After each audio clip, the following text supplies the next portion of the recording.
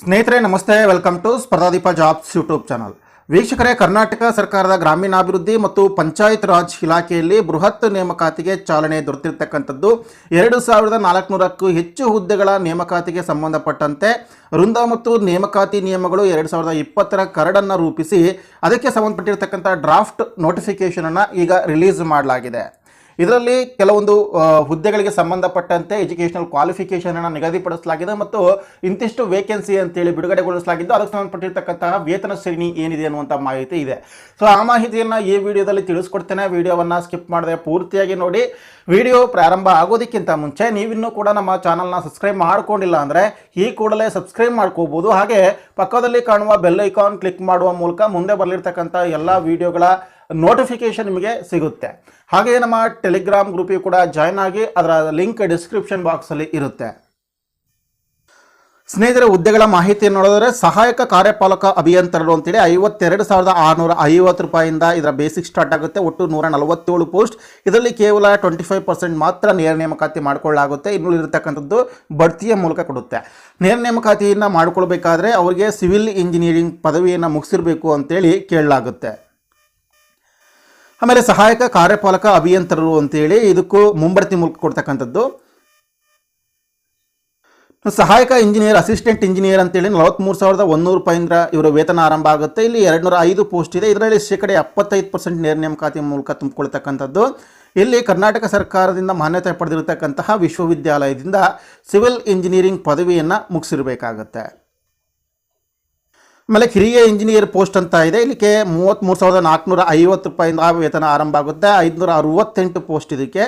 ಇಲ್ಲಿ ಕರ್ನಾಟಕ ನಾಗರಿಕ ಸೇವೆಯ ಸ್ಪರ್ಧಾತ್ಮಕ ಪರೀಕ್ಷೆ ಮೂಲಕ ತುಂಬಿಕೊಳ್ಳಲಾಗುತ್ತೆ. ಇದಕ್ಕೂ ಕೂಡ ಸಿವಿಲ್ ಇಂಜಿನಿಯರಿಂಗ್ ಅಥವಾ ಪಬ್ಲಿಕ್ ಹೆಲ್ತ್ ಇಂಜಿನಿಯರಿಂಗ್ನಲ್ಲಿ ಡಿಪ್ಲೊಮಾ ವಿದ್ಯಾರ್ಥಿಯನ್ನು ಹೊಂದಿರಬೇಕು ಅಂತ ಕೇಳಲಾಗುತ್ತೆ. ಆಮೇಲೆ ಪ್ರಥಮ ದರ್ಜೆ ಸಹಾಯಕರು ಅಂತೇಳಿ ಒಟ್ಟು 222 ಪೋಸ್ಟ್ ಇದೆ. ಇದರ 50%ನಷ್ಟು ನೇರ ನೇಮಕಾತಿ ಮೂಲಕ ತುಂಬಿಕೊಳ್ಳಲಾಗುತ್ತೆ. ಇದರ ನೇರ ನೇಮಕಾತಿಗೆ ನಿಮಗೆ ಗೊತ್ತಿರುವಂತೆ FDA ಈಗಾಗಲೇ NE ಡಿಗ್ರಿ ಮುಗಿಸಿರ್ತಕ್ಕಂಥವರು ಎಲಿಜಿಬಿಲಿಟಿಯನ್ನು ಹೊಂದುತ್ತಾರೆ. ಆಮೇಲೆ ಪ್ರಥಮ ದರ್ಜೆ ಲೆಕ್ಕ ಸಹಾಯಕರು ಅಂತೇಳಿ ಇದಕ್ಕೆ 27,650 ರೂಪಾಯಿಂದ ವೇತನ ಆರಂಭ ಆಗುತ್ತೆ. 32 ಪೋಸ್ಟ್ ಇರತಕ್ಕಂಥದ್ದು. ಇದರಲ್ಲಿ 30% ನೇರ ನೇಮಕಾತಿ ಮೂಲಕ ತುಂಬಿಕೊಳ್ಳಲಾಗುತ್ತೆ. ಇದಕ್ಕೂ ಕೂಡ BCom ಪದವಿಯನ್ನು ಮುಗಿಸಿರಬೇಕಾಗುತ್ತೆ. ಶೀಘ್ರ ಲಿಪಿಗಾರರು ಅಂತೇಳಿ 38 ಪೋಸ್ಟ್ ಇದೆ. ಇದರ 100% ಎಲ್ಲ ಕೂಡ ನೇರ ನೇಮಕಾತಿ ಮೂಲಕ ತುಂಬಿಕೊಳ್ತಕ್ಕಂಥದ್ದು. ಇದಕ್ಕೂ ಕೂಡ 27,650 ರೂಪಾಯಿಂದ ವೇತನ ಆರಂಭ ಆಗುತ್ತೆ. ದ್ವಿತೀಯ ದರ್ಜೆ ಸಹಾಯಕರು 21,400 ರೂಪಾಯಿಂದ ಇದರ ವೇತನ ಆರಂಭ ಆಗ್ತಕ್ಕಂಥದ್ದು. 258 ಪೋಸ್ಟ್ ಇರ್ತಕ್ಕಂಥದ್ದು. ಇದಕ್ಕೆ ನೇರ ನೇಮಕಾತಿ ತುಂಬಿಕೊಳ್ತಕ್ಕಂಥದ್ದು. ಇಲ್ಲಿ PUCಯನ್ನು ಮುಗಿಸಿರಬೇಕು. ದ್ವಿತೀಯ ದರ್ಜೆ ಲೆಕ್ಕ ಸಹಾಯಕರು ಅಂತೇಳಿ 62 ಪೋಸ್ಟ್ ಇದೆ. ಇದರಲ್ಲಿ 50%ನಷ್ಟು ನೇರ ನೇಮಕಾತಿ ಮೂಲಕ ತುಂಬಿಕೊಳ್ತಕ್ಕಂಥದ್ದು.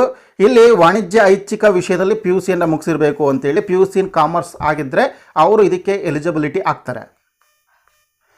ಆಮೇಲೆ ಬೆರಳಚ್ಚುಗಾರರು ಅಂತ ಟೈಪಿಸ್ಟ್ ಅಂತೇಳಿ ಇದಕ್ಕೆ ಒಟ್ಟು 21,400 ರೂಪಾಯಿಂದ ವೇತನ ಆರಂಭ ಆಗ್ತಕ್ಕಂಥದ್ದು.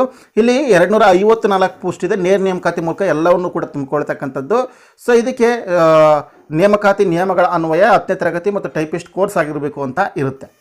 ವಾಹನ ಚಾಲಕರು ಅಂತೇಳಿ 216 ಪೋಸ್ಟ್ ಇದೆ. 21,400 ರೂಪಾಯಿಂದ ಇದರ ವೇತನ ಕೊಡ್ತಕ್ಕಂಥದ್ದು. 90% ನೇರ ನೇಮಕಾತಿ ಮೂಲಕ ತುಂಬಿಕೊಳ್ತಕ್ಕಂಥದ್ದು. ಇದಕ್ಕೂ ಕೂಡ 10ನೇ ತರಗತಿ ಮತ್ತು ಲಘು ಹಾಗೂ ಭಾರಿ ವಾಹನದ ಒಂದು ಲೈಸೆನ್ಸ್ ಕೇಳಲಾಗುತ್ತೆ. ಇನ್ನು P1 ಪೋಸ್ಟಿಗೆ 17,000 ರೂಪಾಯಿ ವೇತನ ಇರುತ್ತೆ. ಇದಕ್ಕೆ 466 ಪೋಸ್ಟ್ ಇದೆ. ಇದನ್ನು ನೇರ ನೇಮಕಾತಿ ಮೂಲಕ ಎಲ್ಲ ಹುದ್ದೆಗಳನ್ನು ತುಂಬಿಕೊಳ್ಳಬೇಕು ಅಂತೇಳಿ ಈ ಒಂದು ನಿಯಮಗಳನ್ನು ರೂಪಿಸಿರ್ತಕ್ಕಂಥದ್ದು. 10ನೇ ತರಗತಿ ಇದಕ್ಕೆ ಕನಿಷ್ಠ ವಿದ್ಯಾರ್ಥಿ ಆಗಿದೆ.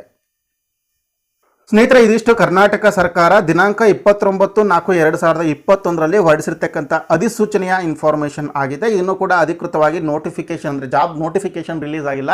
ಸಾಮಾನ್ಯವಾಗಿ ಕರ್ನಾಟಕ ಲೋಕಸೇವಾ ಆಯೋಗದಿಂದ ಈ ಎಲ್ಲ ನೇಮಕಾತಿಗಳನ್ನ ಮಾಡಿಕೊಳ್ಳಲಾಗುತ್ತೆ. ಅದರ ಜೊತೆಗೆ ಇದರಲ್ಲಿ ಒಂದು ಏನಾದರೂ ಅಬ್ಜೆಕ್ಷನ್ ಇತ್ತು ಅಂತಂದರೆ ಅಥವಾ ಏನಾದರೂ ಸಲಹೆ ಇತ್ತು ಅಂತಂದರೆ ತಾವು ವಿತಿನ್ 15 ಡೇಸ್ ಒಳಗೆ ಇದಕ್ಕೆ ಅಬ್ಜೆಕ್ಷನನ್ನು ಫೈಲ್ ಮಾಡ್ಬೋದಾಗಿದೆ. ಅದಕ್ಕೆ ಸಂಬಂಧಪಟ್ಟಂತೆ ಸರ್ಕಾರದ ಪ್ರಧಾನ ಕಾರ್ಯದರ್ಶಿ, ಗ್ರಾಮೀಣ ಅಭಿವೃದ್ಧಿ ಮತ್ತು ಪಂಚಾಯತ್ ರಾಜ್ ಇಲಾಖೆ, ಬಹುಮಹಡಿಗಳ ಕಟ್ಟಡ, ಡಾಕ್ಟರ್ ಅಂಬೇಡ್ಕರ್ ವೀದಿ, ಬೆಂಗಳೂರು 560001 ಇವರಿಗೆ ಸಲ್ಲಿಸಬಹುದು. ಗೆಳೆಯರು, ಇದಕ್ಕೆ ಸಂಬಂಧಪಟ್ಟಿರ್ತಕ್ಕಂಥ ಇನ್ನಷ್ಟು ಮಾಹಿತಿ ಹಾಗೆ ಈ ಅಧಿಸೂಚನೆಯನ್ನು ಡೌನ್ಲೋಡ್ ಮಾಡ್ಕೊಳ್ಬೇಕು ಅಂತಂದರೆ ವಿಡಿಯೋದ ಡಿಸ್ಕ್ರಿಪ್ಷನ್ ಬಾಕ್ಸಲ್ಲಿ ಲಿಂಕ್ ಇರುತ್ತೆ. ಹೆಚ್ಚಿನ ಮಾಹಿತಿಯನ್ನು ಅಲ್ಲಿ ಪಡೀರಿ ಅಂತ ಹೇಳ್ತಾ ಈ ಮಾಹಿತಿಯನ್ನು ನಿಮ್ಮ ಸ್ನೇಹಿತರಿಗೆ ಕೂಡ ಶೇರ್ ಮಾಡಿ. ವಿಡಿಯೋ ಇಷ್ಟ ಆದರೆ ಲೈಕ್ ಮಾಡಿ. Thank you.